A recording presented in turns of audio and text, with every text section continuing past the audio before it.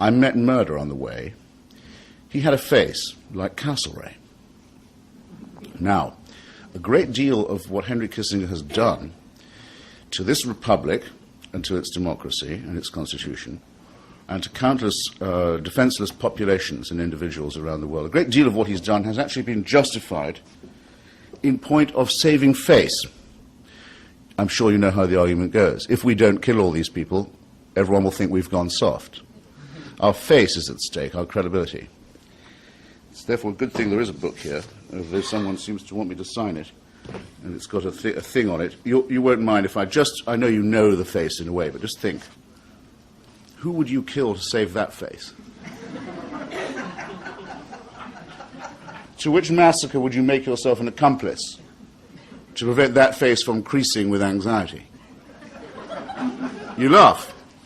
So you should. But if you have tears, prepare to shed them now. Because that was done on a gigantic scale. And in your name and with your money, though you can a shred of dignity can be saved, it wasn't done with your permission. At least they cared enough about you to lie to you about these things. But when they leaked out, it was usually a face-saving operation. In fact, it was the saving of face that Henry Kissinger himself gave as the justification when he was asked by President de Gaulle why he continued to bomb formerly French Indochina. He said, it's a matter of our face. Have you recently heard the phrase, orderly, peaceful, democratic transition of power? I'm just trying to brush your patriotic G-spot here. You have heard it, haven't you? You've heard it quite a lot recently. You've been perhaps prompted to think, why do they keep on saying that? Isn't it a bit suspicious that they keep on mentioning that we here have and enjoy an orderly, peaceful, democratic transition of power? If we really had an orderly, peaceful, democratic transition of power, why would there be a need for them to keep on telling us that we have an orderly, peaceful, democratic transition of power? Is there something sinister about the repetition of the phrase, orderly, democratic, peaceful transition of power? Is there something perhaps a little robotic or uncertain about it? Well, could be. What I want to speak about, and I'll be as terse as I decently can, is exactly that. Because the origins of the career of Henry Kissinger, the moment when he morphs, if you like, from being a mediocre, power-worshipping academic in search of a powerful patron, morphs from that into one of the most powerful people in American history and on the global stage, and the single greatest unpunished criminal so far unindicted. The moment when that happened was in the closing months of the 1968 presidential election in these United States. Now, we used to speculate that this had happened. Some people guessed that it had happened, hypothesized that it had happened, but I think I can claim from my book that it can now be documented as having happened, that that election was criminally subverted by a group of named individuals around candidate Richard Nixon, who in a very tight election in which the Johnson-Humphrey administration rested its entire claim on the Paris peace negotiations on Vietnam, because along with the rest of the political establishment, including Henry Kissinger, by the way, they had long concluded that the war had to be stopped. With that as the background, as I say, the Nixon gang, as I don't hesitate to call it, evolved a plan, a very simple one. If they were to go covertly to the South Vietnamese military junta and say to them, look, if you will withdraw from these talks, and if you will withdraw just before the elections and destroy the Paris peace negotiations, and simultaneously the Democrats claim to be running on a peace plan, and should we become the government of the United States, we, the Nixon campaign, you will get a better deal from us. That's the essence of the deal. How can I speak about it without sounding as if I'm advancing a conspiracy theory? Very simply, it's taken a very long time, and a number of us in Washington have been working on it for years, but now we have the FBI transcripts because the Johnson administration, though it didn't share this with you, ladies and gentlemen, comrades and friends, brothers and sisters, did know this was good, did get wind of this treasonous, illegal, covert diplomacy, and placed bugs in Mr. Nixon's headquarters and on his plane and elsewhere. Legal bugs, by the way, but not bugs they wanted particularly to own up to. So we now actually have, and I've reprinted them for your delectation, we have the conclusive evidence of the evolution of this disgusting plan, which I want to spend a little more time on. There were two prongs to it. The first was Mr. Nixon, Spiro Agnew, and John Mitchell contacting the South Vietnamese military dictatorship and dealing with them and their representatives in Washington privately on the deal. The second was to have a spy at the Paris peace talks where Averell Harriman was conducting the negotiations, so to speak, openly, legally, constitutionally for the United States. And the person who attached himself to those negotiations and was trusted by many of the Democrats, Harriman, Holbrooke, and others whose names will be known to you, was Henry Kissinger, ostensibly there as a friend of Nelson Rockefeller and as a liberal Republican. And now we know that that's how he contributed. He was the one who forwarded the news to Nixon of what the United States negotiating position would be at any given moment. So Nixon had perfect knowledge in subverting the Democrats' election campaign of all that he needed to know. Now, it's a trivial objection to make, but all of that was highly illegal under the Logan Act, which specifically punishes private secret diplomacy by American politicians that undercut the negotiating positions of the United States. Every country must have some such law. That's what it's called in this country. And as I say, it took a very long time to establish it, but it now can be said to be true. And that's why Richard Nixon, who only met Henry Kissinger twice in those years, once very briefly to shake his hand, and the second to ask him if he'd like to be National Security Advisor. Pretty odd for someone who disliked even the presence of Jews in the room. That's how it was done. And a star was born.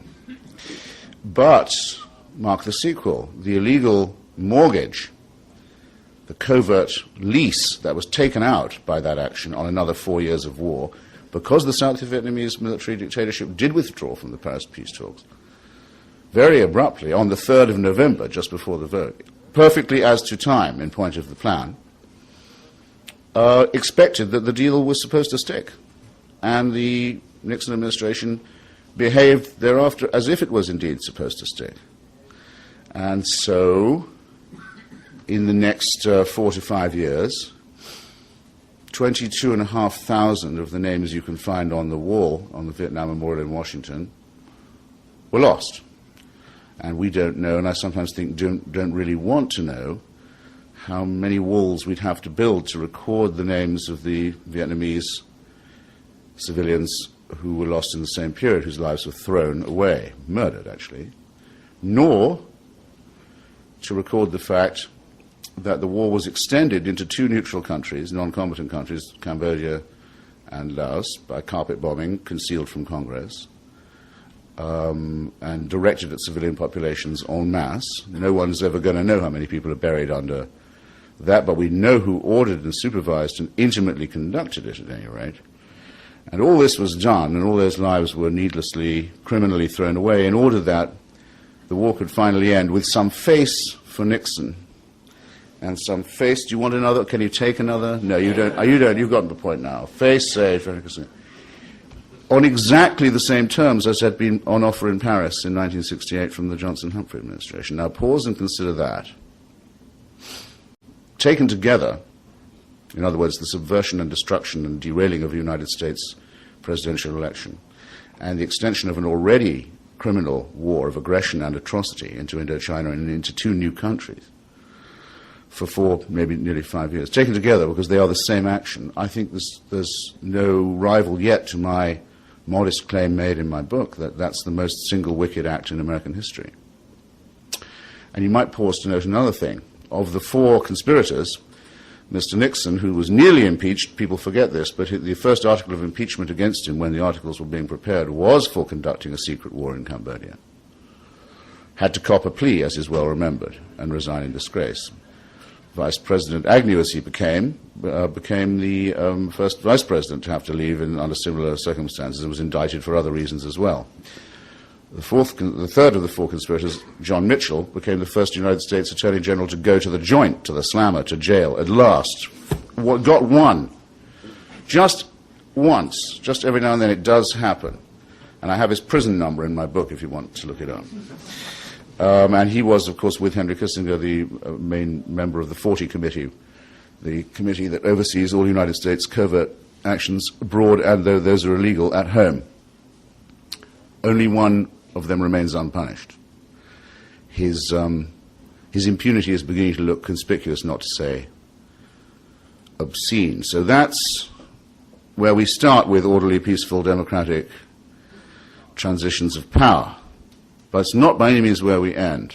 I'll give golly from a potential salad of examples. One might choose that of Chile.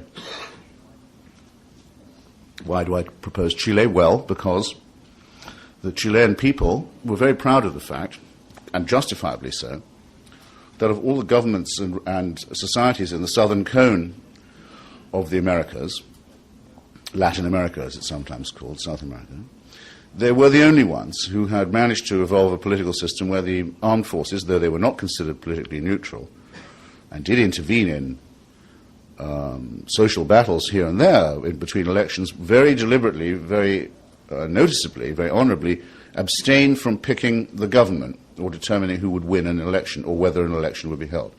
Chile had an unbroken record, in other words, of peaceful, democratic, orderly transition of power. And in 1970, it became the turn of the Popular Unity Coalition, led by Dr. Salvador Allende, to win. And though that was against some odds, a vast financing of the other side by the CIA and so on, that was more or less ordinary. That was the kind of thing one had come to allow for. The Chilean parliament was going to ratify him, and the Chilean conservative parties were going to vote to confirm him as president. Chile has I think it's a 60-day, but it may, I'm open to correction, it may be a 90-day transition period. First you win the election, then there's a transition, after which Congress and the Supreme Court confirm you. Orderly, peaceful, democratic transition of power. However, pressed by various interests of their own, the scope of which I'm not going to bore you with now, Mr. Nixon and Mr. Kissinger decided there wasn't going to be democratic, peaceful, orderly transition of power in Chile, that there should instead be a military coup that would destroy the Allende presidency and the coalition that had elected him. This much is now fairly well known. Principal obstacle to this, the reluctance of the Chilean military to do as was requested of it. Symbolic, emblematic element in that reluctance, the single person of General René Schneider, an honorable conservative, a constitutionally minded officer, the chief of the Chilean General Staff.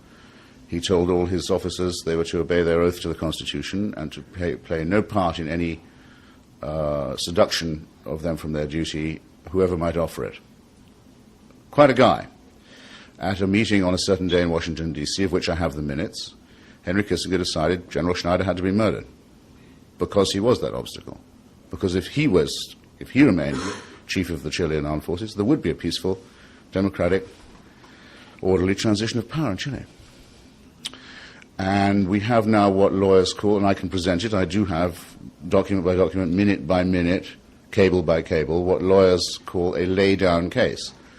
Henry Kissinger suborned, formed the plan for, supplied the money for, and the armament for, and the cover-up for, and the payoff for a murder in a country that was a democracy with which the United States was not at war and had always enjoyed excellent trade and diplomatic relations.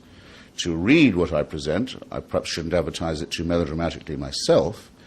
You might want to be the judges of it, but I'll just say what it was like to read it for me when I went through it. It's like reading the John Gotti tapes.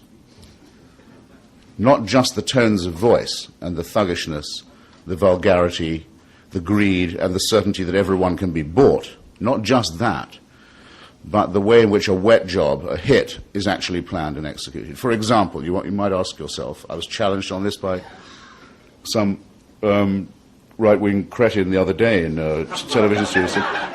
He said the Chilean fascists, he didn't deny, there was a Chilean fascist organization with a proven record of violence that had actually tried to overthrow the Christian Democratic government in Chile from the right a few years before. So there were identifiable men of fanatical, violent tendencies, proven records of violence, who had been found by Kissinger for the operation and given the guns. This man wanted to know, well, they had guns already. Why did the U.S. Embassy want to give them guns? I said it wasn't the embassy. They were sent from Washington all the way in the diplomatic bag, with special serial numbers to be given to these people. Well, ask yourself the question. This is where the criminal mentality it becomes servant. Of course they had guns of their own.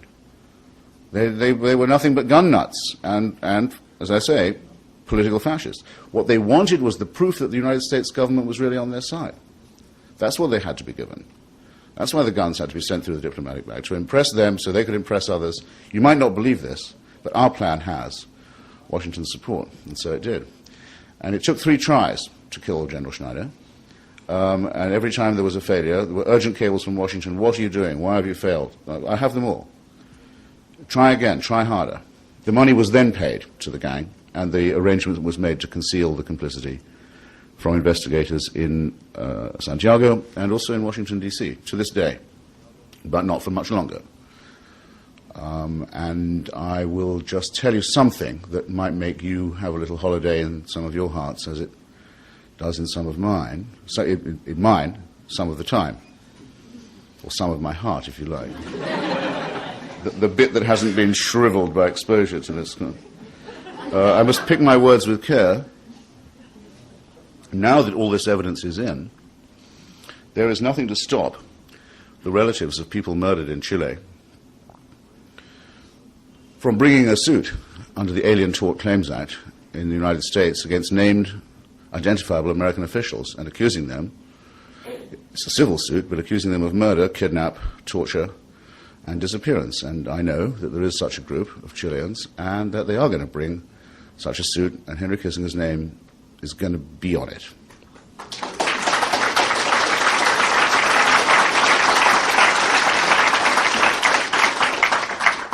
And you applaud, and so you should, and it shows your generosity and your decency, your solidarity. But why are you applauding? Is it not an absolutely shattering disgrace that that task of bringing that case should be left to victims and volunteers in another country? Isn't that a shame? Isn't that an absolute scandal? Where is there not one district attorney in these United States or one congressional committee that will not say that with this evidence before it, it should proceed, it should adopt this task? Are we really to say to people who've lost their sons and brothers and fathers and husbands to torture and murder and disappearance that they must scrape together the funds and bring themselves as petitioners to a court in the United States and only then have a word of justice spoken to them? What an appalling state of affairs that would be, and is. But that's what they ask you to live with now, and that's in the face of all the evidence, because there's no defense that can be pleaded to this. It is, as I say, a prima facie laid-down case. Well, that's the situation now. And that's the situation also as the United States remains the chief moral tutor and chief lecturer on human rights and war crimes to every other society in the world, the one that requires the speedy bringing to justice of war criminals and wanted violators of international law, that threatens with guns and with money those societies that do not speedily examine themselves and conduct, quite properly, by the way, in my view, purges and inquiries and trials of their own. But how much longer do you think this ridiculous dichotomy, this morally shameful and legally impossible dichotomy can be allowed to persist? Well, we don't know how long, but in that interregnum, the case of Henry Kissinger becomes the salient one, the test case. And so it will be a case of everything that's described as American values. Now,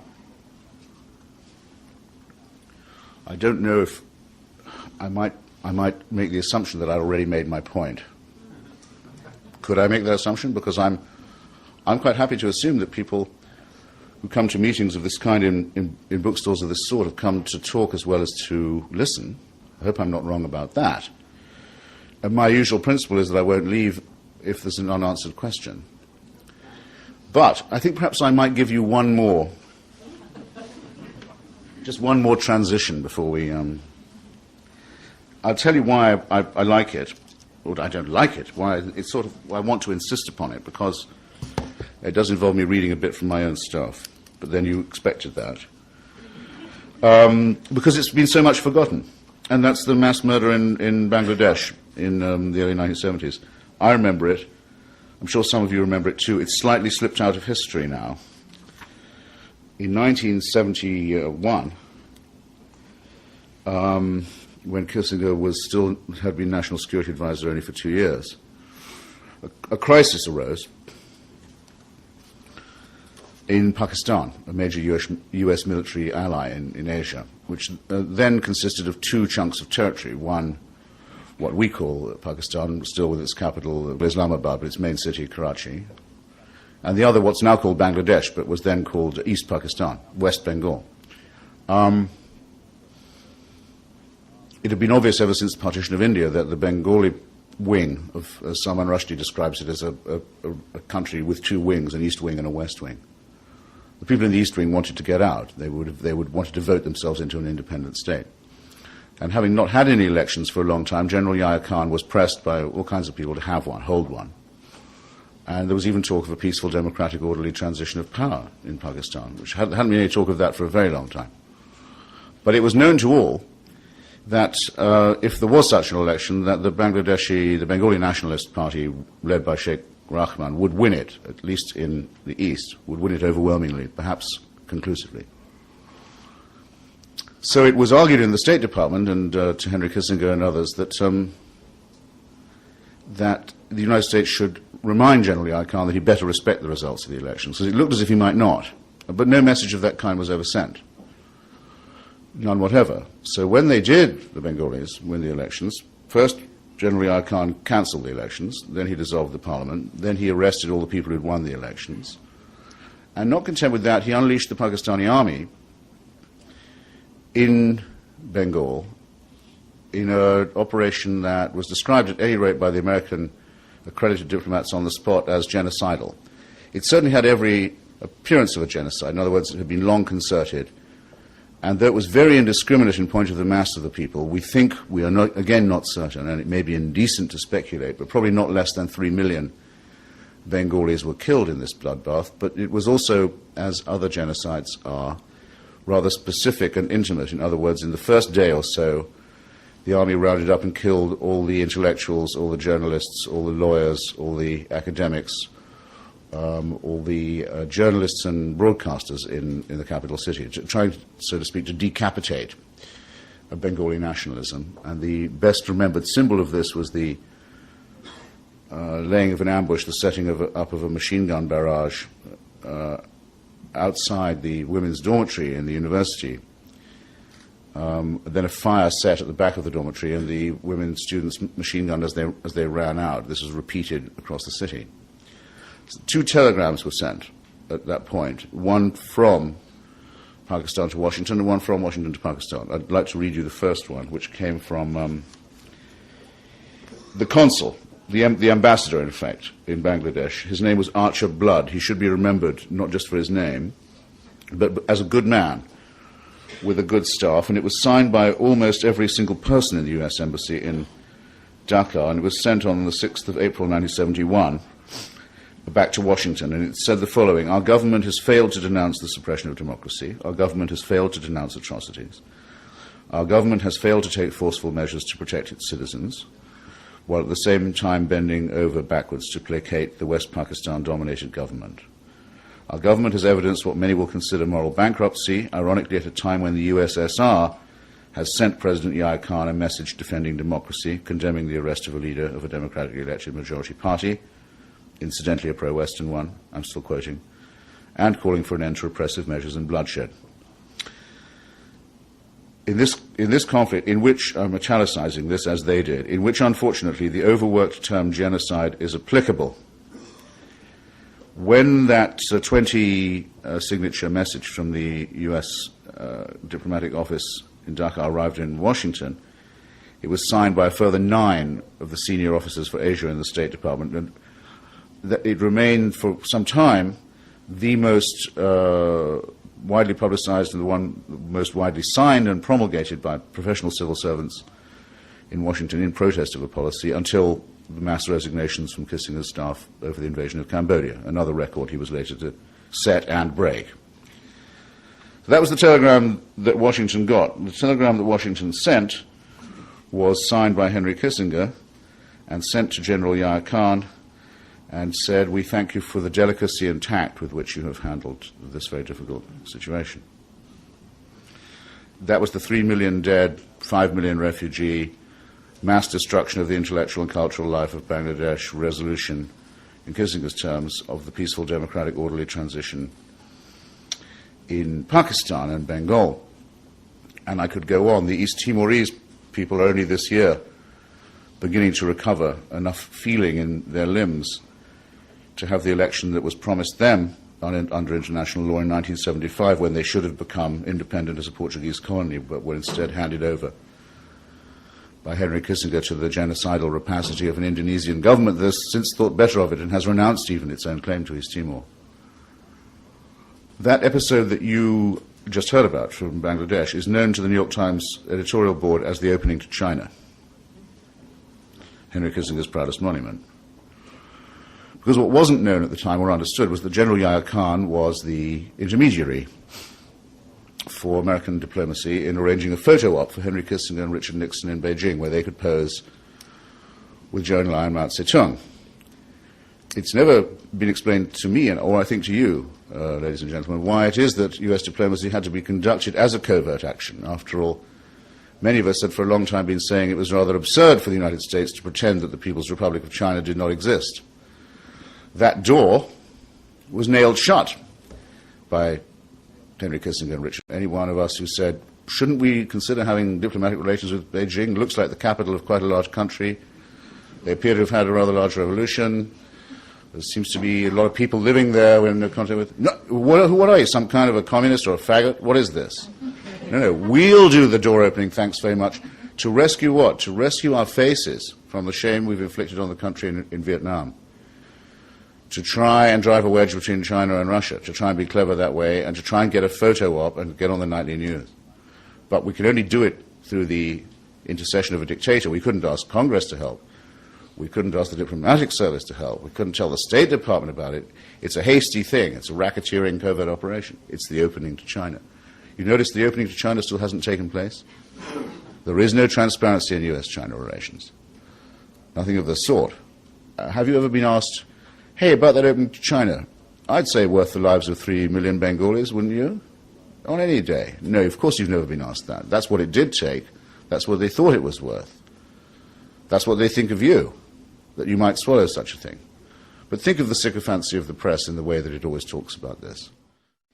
My profession has made this man, this assassin, this common murderer, this accomplice in mass murder and genocide, this accomplice in the breaking of American law, in the violation of the American Constitution, in the subversion of an American election, in the killing of many, many people much better than himself, to please a boss, Richard Nixon, the thought of whom in power now makes everybody gag, would make a maggot gag when you think about it. There's my prose going again.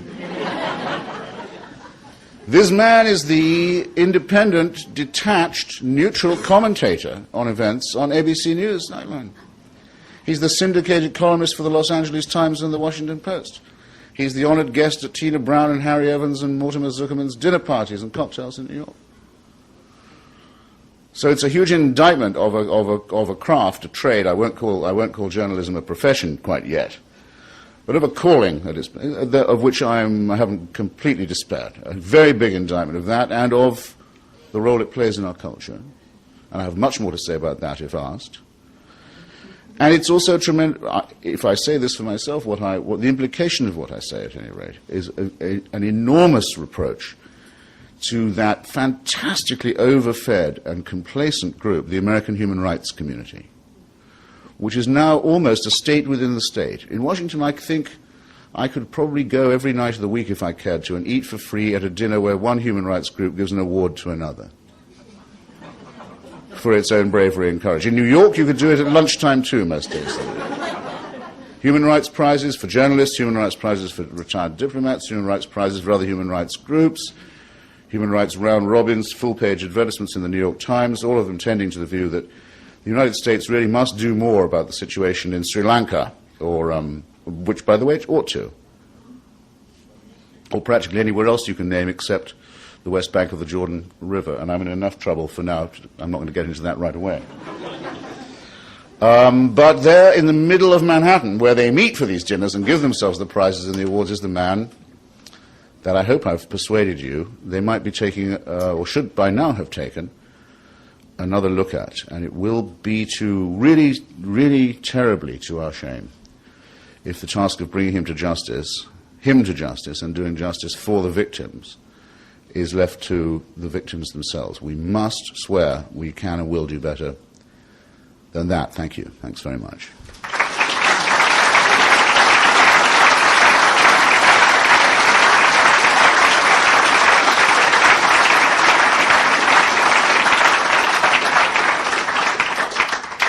The lady asks, she remembers a lot of this too. Did she miss anything, or did nobody in 71 or so make any of these kinds of point?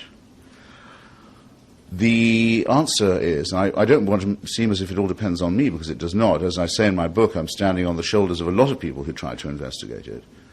That a good deal of work was done by the Church Committee, for example. A good deal of work was done by Seymour Hersh and some other reporters in Washington, especially on Chile, but that the extent and depth of it wasn't known until very recently. In fact, I've been doing this for years in Washington, for 20 years now. It's only when Congressman Hinchey, last year in an amendment for Congress, insisted as a rider to the bill of appropriations that the CIA disgorge everything it had on Chile. This is in response, by the way, to the arrest of Pinochet and the implications of that, which are the things that are worrying Kissinger now.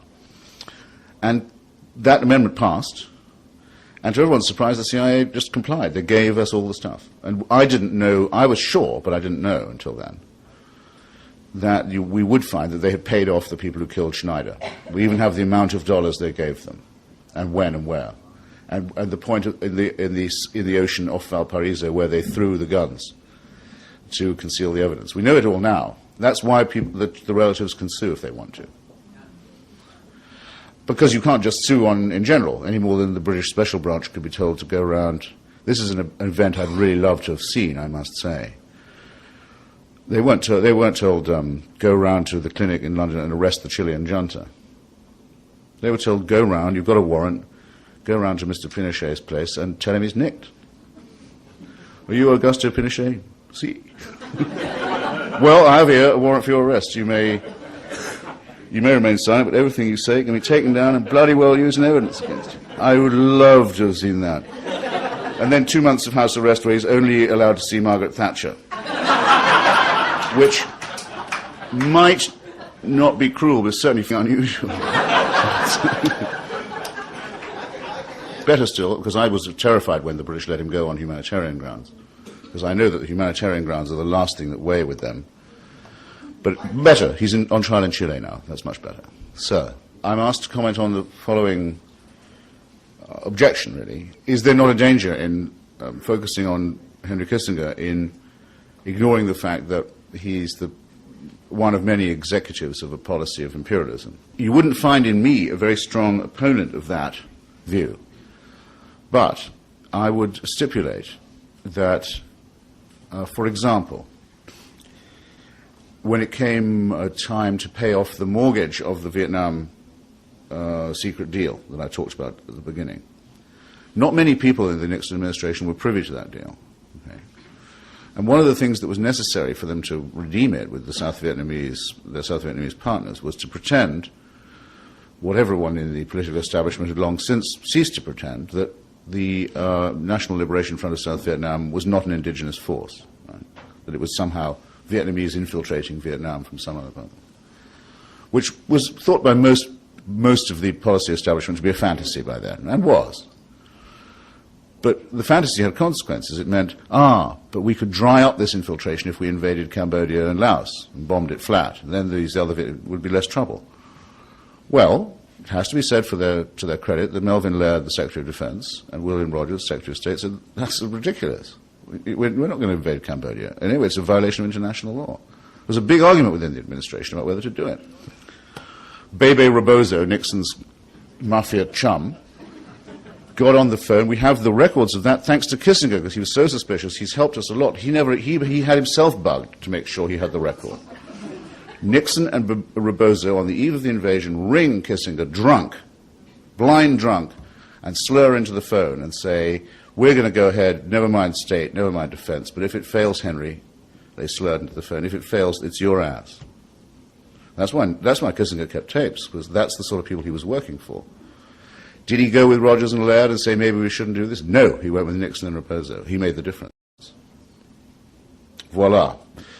Take another case where he's in the room with the Indonesian General Staff on the day that the invasion of East Timor is not planned, because it's been planned for a long time. The forces are already there. It takes a long time to get them into readiness, and of course the US knows that they're ready to go.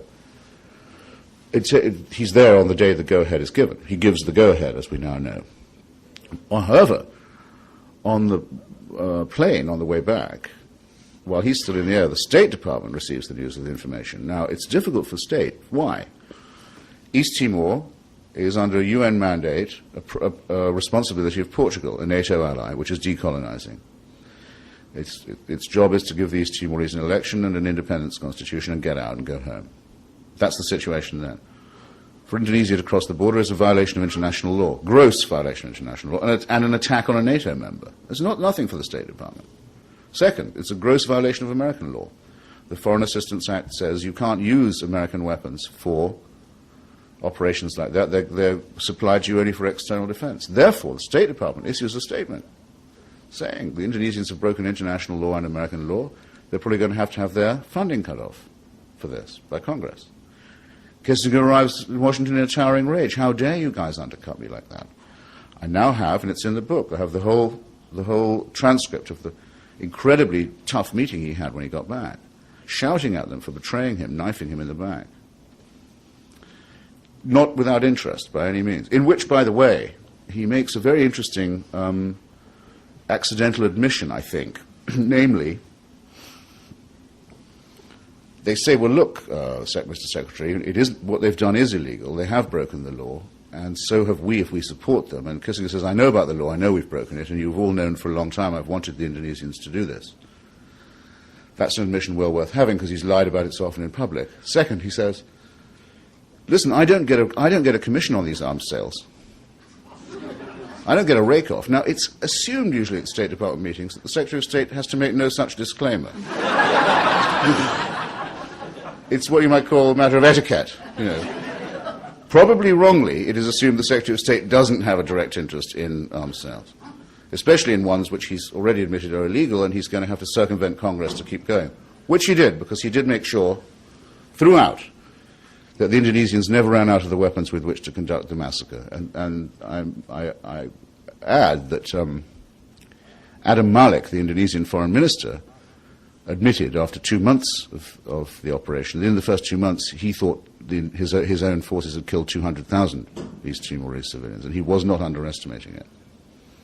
So there's no excuse here of not knowing, nor of not having foreknowledge, which, by the way, instantly triggers the Genocide Convention, since we're talking about law. That's an obligation on all states. So it's very grave. But just concentrate on the rake-off and the commission. Did he, in fact, get offered a rake-off and a commission in that meeting? I now think it's not at all unlikely, because as soon as he ceased to be Secretary of State, he went into business with the Indonesians, and they gave him half of a gold mine, Freeport-McMoran gold mine, half share in one, in another disputed island that they don't really legally control, West Irian, Jaya. And he's been the consultant and middleman for an enormous number of crony capitalist corporations in Jakarta. He's recently hired to Kissinger Associates Mac McClarty, Bill Clinton's former chief of staff. And I would imagine that that's not just bipartisanship, though it is that, and a perfect idea of what the Clinton world is like, but because most of Mr. Clinton's campaign was floated on the money from the Lippo Group and Mr. Riyadi, and I imagine that in fact I know that Mr. McClarty was the middleman for all that. So, this is the banana republic you live in now, by the way, in case you're in any doubt. That's how it's done. That's the insult they inflict on you. That's a very sneaky question. I was asked who I thought might represent Mr. Kissinger in a civil or other action. Well, it would depend which form it took. I mean, if it was a civil suit, he has a partner, also named William Rogers, oddly enough, who was one of his assistant secretaries of state for South America, in fact, who is a partner in Arnold & Porter, which is one of the bigger and nastier Washington law firms. I would imagine that's the way they would go. It's not impossible. There are some magistrates in Chile who've talked about asking to subpoena or even extradite Kissinger as the trial of Pinochet goes on. And if an extradition order, I'm not sure if the Chileans have the nerve for this, and I would sympathize with them if they didn't, but it would still in all, it would be great if they did. That would put the US government in a very awkward position indeed, because the US government generally says it won't have its former officials extradited. All the findings are now in on the blowback from Chile. In other words, the bomb that went off in Washington, D.C. at Sheridan Circle in October '76, a few hundred yards from where I live, that killed the great Orlando Letelier, former Chilean foreign minister, leading Chilean dissident, and his American friend, and then at that moment, driver, Ronnie Moffett. Now, it is still unlawful to set off car bombs in Washington, D.C. during rush hour traffic. There isn't any immunity to that. And you may have heard quite a lot of noise made about international and state-supported terrorism by the government in your time. Well, now, it took, again, a very, very long time. But now there's another lay-down case that goes the other way. The author of that bomb was Augusto Pinochet, and the Criminal Division of the Justice Department now knows enough to know that that's true. So if the Criminal Division of the Justice Department does not issue a writ, an indictment for Pinochet, it will be flagrantly, obviously delinquent in its job. It won't just be a matter of a double standard. It's something for which the Attorney General could and should be impeached, in my view, if it's not done. The question will then arise, how did it take so long to find all this out? Well, because there was a great deal of obstruction of justice is why, and concealment of evidence, and these also are still crimes. And there are people in Washington who committed them. And you can have as many guesses as you like as to who one of them was. So if that was to be the case, then I don't know who would want to volunteer to defend Henry Kissinger. I should think Alan Dershowitz would probably still be available.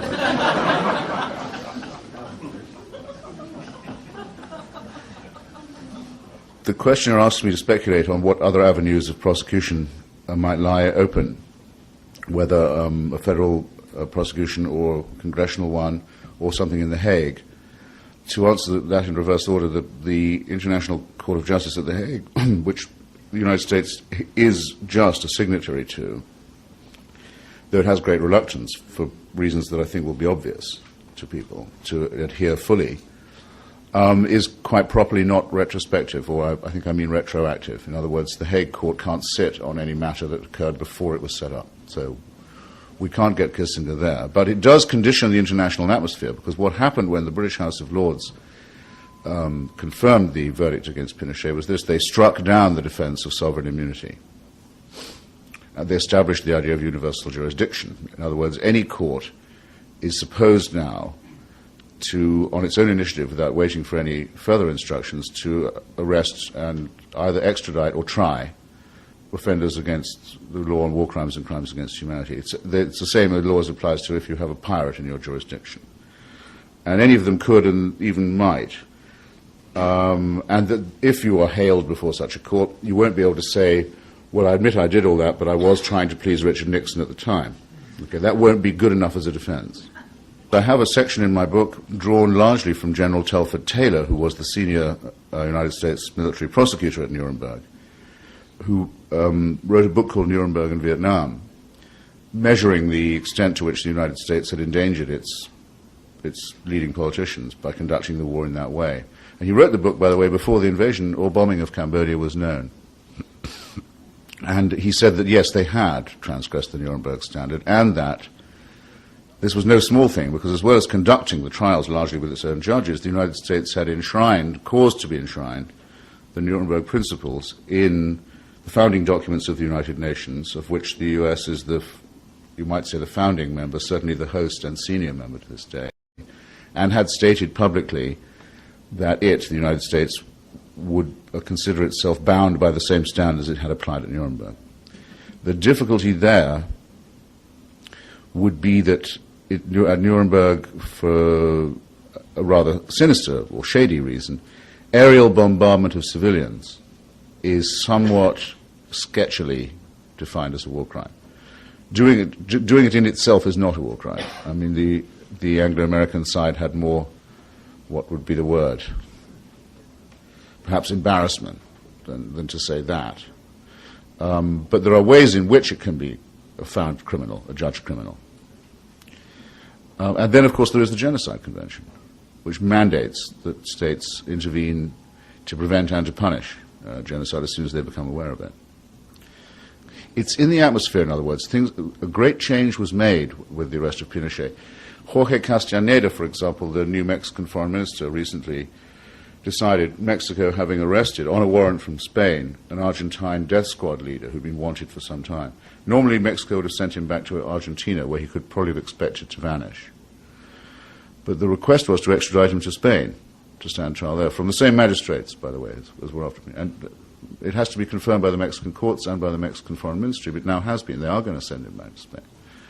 So the development in international law is quite uneven, somewhat ragged, but it's all in one direction at the moment. It's evolving towards universal jurisdiction and towards the abolition of sovereign immunity as a defense. So that's why the tape that I have of Kissinger with his publisher, very nervous about whether he's going to have to rewrite the Chile stuff and worried about the Chile precedent, is encouraging. He was quicker to see it than the human rights community was. I'm asked whether the political class, the criminal class in Washington, D.C., has any real conviction of its own rectitude or any ideological motivation, or whether it just is what it sometimes looks like. There are ideological types in Washington, D.C., no question about it.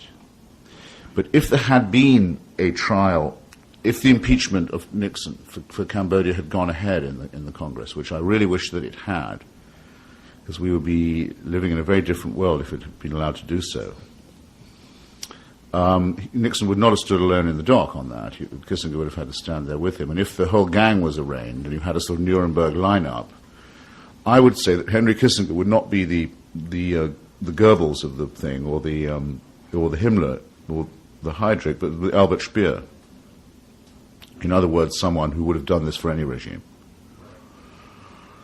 The reason I think so is particularly because he was quite conspicuous in the policy establishment by the summer of '68 in thinking the Vietnam War was probably, at the very best, a bad mistake and should be wound up as quickly as possible. And his findings on this, written for Foreign Policy magazine, actually appeared rather irritatingly because they'd gone to press long before. They appeared just as he became National Security Advisor for Nixon.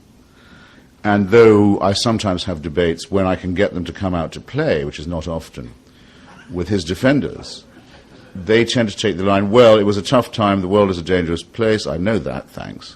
If nothing done against communism is immoral, and you see the case could be made with Stalinism, and that's so, then quite a lot of things are potentially entailed in it. I mean, for one, the United States fought on the wrong side in the Second World War, a view that is held by some Republicans,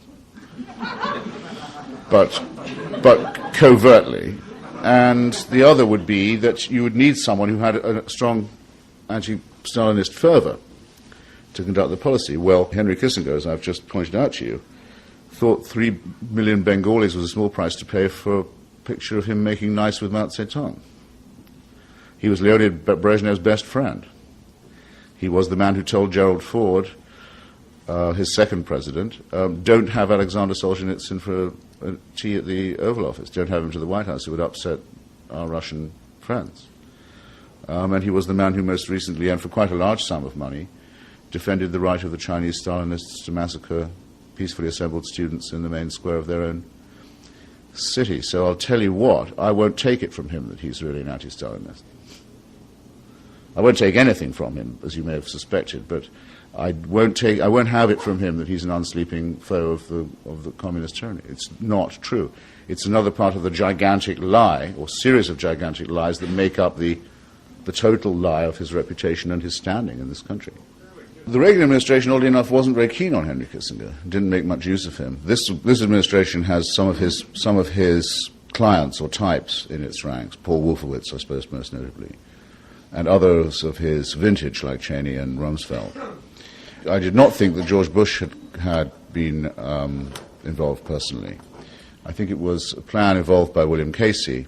I don't know, I can't say with certainty that the plan was fully carried out, but it was designed and it was tried, and it may well have been carried out. Hasn't been proved. For that reason, there won't be a prosecution.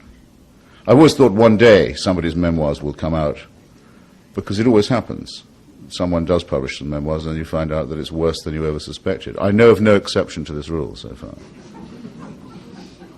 But as you say, I would prefer. I'm very glad that John Ashcroft is the Attorney General now, because his criminal division has to make up its mind: are we going to indict Pinochet or not? Now, if Janet Reno had done it, which she most certainly didn't, and should have done before she left office, she did not. There would have been many people to say, well, it's partisan, and anyway she's doing it, on the way out of office and so forth. Now it's squarely where we can see it. And the question will arise, well, does the United States agree that there are universal standards in these matters or not? If it doesn't, I'm not the loser, except that we all are. We just simply point out the fact that the contradiction is far too gross to be lived with. The United States cannot simultaneously be the moral tutor and inquisitor and policeman of the world on human rights matters and say that these rules don't apply to Americans. In fact, they don't have a language in which they can actually say that. So this is a very exciting moment, because all of the law that they claim to uphold is evolving against them. And Kissinger's the test case. I'm asked about the role of Nixon and Kissinger in the Christmas bombing. It was their idea. I think it was particularly Nixon's idea and Kissinger's wish to gratify his whim. What Nixon wanted, he generally got from Kissinger. There were times when Kissinger was scared of Nixon taking bombing decisions when he was drunk, for example. Everyone was scared about that.